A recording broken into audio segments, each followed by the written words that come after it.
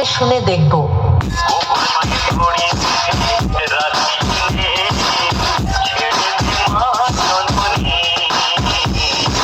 তাহলে এবার মেদিনীপুর এর সেই ভাইরাল স্টাইলে সম্পূর্ণ গানটি শোনা যাক।